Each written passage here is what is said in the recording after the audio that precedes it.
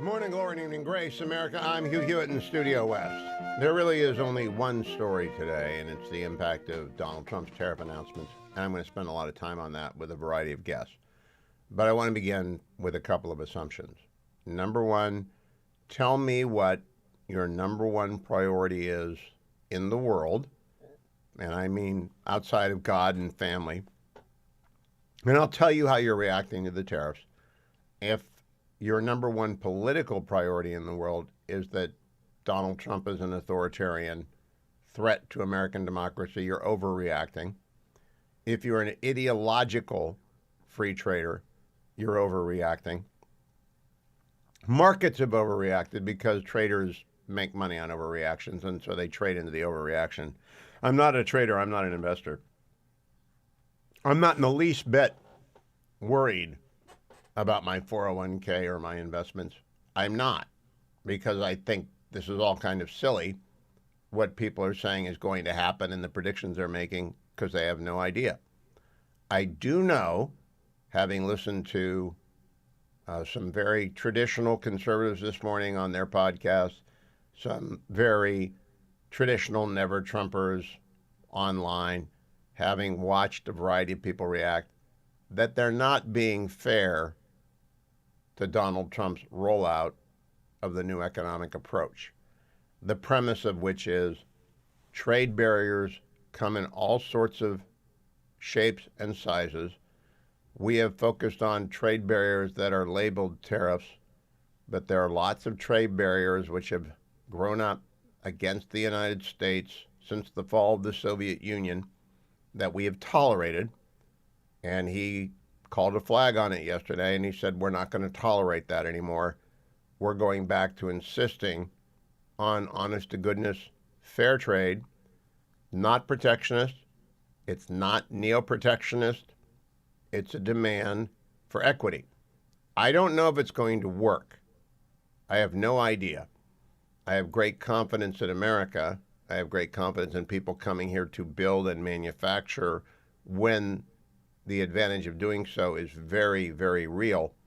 But I did hunt for explanations from the Team Trump, and the most concise one I could find is from Stephen Miller yesterday after the announcement, cut number 15. Can you talk about the president's historical view on global trade and the tool of tariffs or the use of tariffs that he envisions, not just through Liberation Day today, but how he's used it over the years? Yes. Well, the announcement today is the most significant action on global trade policy that has taken place in our lifetimes. It's not even a close call. I mean, this is probably the biggest event that's happened on global trade since the very ill-fated decision that we are now reversing of knocking down all of America's trade tariffs and revenue policies that led to the offshoring and outsourcing of all of our industries. So this is the great reversal of that great betrayal, is how I would look at it. So in the 20th century, successive American presidents knocked down all of the policies that we had to protect American industry, and they did insane things like letting China into the World Trade Organization, as an example. And we watched all of our factories go overseas. This is the complete reversal of that. This is the great onshoring, the great reshoring of American jobs and wealth. So if you look at America today, we're totally dependent on foreign countries for the supplies that make this country run, for all of the essential goods, materials, manufactured products that make it possible for us to live our lives. Our cars, our electronics, all the materials that go into our homes, our buildings, our medical supplies, our entire supply chains are completely embedded in foreign countries. So if there's a national emergency of any kind, and a country shuts off an import or a foreign power embargoes a sea lane, we are then left defenseless, helpless, because of the decisions that prior leaders made that President Trump is now reversing to let all of these industries leave our country. And so what he's doing today is, for the first time ever, he's saying that if you have stolen our jobs and therefore threatened our national security, we will apply a reciprocal tariff based on the degree of your misconduct. So for countries like China, for example, they will see a very high tariff rate because they've engaged in the most egregious conduct that threatens our national security. For countries that have severe but not as severe misconduct, they'll see a moderate but not as high tariff rate. The effect, though, of those global tariffs will be that companies will have to move their production back into the United States. So factories will leave, whether it be Mexico or Canada or Vietnam or Cambodia or China or the European Union.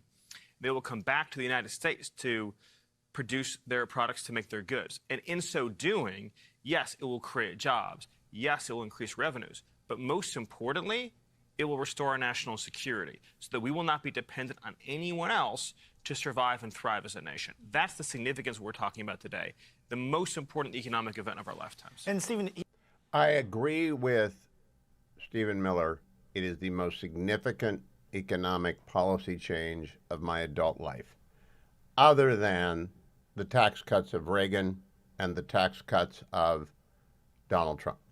They are the most important, and we have to get the tax cuts through rather quickly, and I hope the Senate and the House are listening, and they're moving quickly. But what Stephen Miller laid out that I think most of the commentary has missed that's negative is that the national security component of this is real. This is not post-World War II, when the United States adopted the Marshall Plan and adopted trade policies to lift up a destroyed world and to stand it on its feet to face Soviet communism. And it's not in 1991, after the collapse of the Soviet Union, when we were under the illusion that China and its allies were our friends. It's 2025. And while we remain the dominant economic player on the globe, we have to change our policies. And it may or may not involve the tariffs that were announced yesterday. I'm not an economist. I focus mostly on politics, national security, and the law. And I do not claim to know anything about economics. I am ideologically a free trader. The United States was built on free trade. The reason the Constitution was adopted, the reason it actually came into being, is that during the Continental Congress, the Articles of Confederation years, from the time of the successful British Revolution through 1789, is that there were dislocations in the new states, even though they were in a confederation, and trade barriers were popping up, and it wasn't working out the way we thought it was going to work out, and so we adopted an internal free trade zone. At that time, it was the 13 states, and then it expanded with the country. And we have complete free trade in the United States. We do have a dormant commerce clause issue. Sometimes states screw around by trying to exclude other states, and that's a very arcane area of constitutional law I'm not going to bore you with. But our model is not the world's model. The world adopted the model that the United States will subsidize us because, well, originally because we needed their alliances and we needed to protect them from the Soviet Union. And after the Soviet Union went away, we adopted free trade policies on the presumption that the end of history, that was the famous Francis Fukuyama book, that we'd reach the end of history and everyone would become a liberal democracy and everyone would embrace free trade. And we had rounds of the GATT, General Agreement on Trade and Tariff. And it looked like it was going that way. But then it's changed. All right, what has changed is the rise of a predatory China. China is the greatest adversary facing the United States. It is our enemy.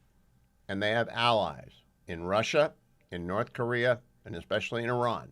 We are right now focusing an enormous amount of military might around Iran, and before the show could over, we might strike it. I don't know. I don't expect Donald Trump to tip his hand there. He's given them a choice. What yesterday was, the way I heard it, because I hear things through a national security lens, is pick sides.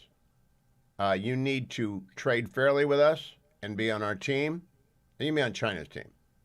And the big villain here in the trade wars is China. And they got hammered the most. So I was listening to the commentary pod this morning. I listen to Matt Continetti. I always do. I think Matt's very, very brilliant. Talking about the fact that we levied a big tariff on Cambodia. I've been to Cambodia. They don't actually make much. But you know the one thing they are making? The one thing I saw when I was there? The big port. You know who's building it? China. You know why China's building it? Because they want their expeditionary navy to be a global navy with bases around the world, which is exactly what the British Empire did and what America did. It's a bipolar world again. And this tariff policy is a step towards clarity on whose side are you on. And I think any of people who are using insult language and making jokes or suffering from Trump derangement syndrome, or they are simply ideologically committed to free trade, they got to understand free trade is not an end in itself. The end in itself is American strength and America's national security. I think Stephen Miller made the best case I've heard made. I'm going to talk with John.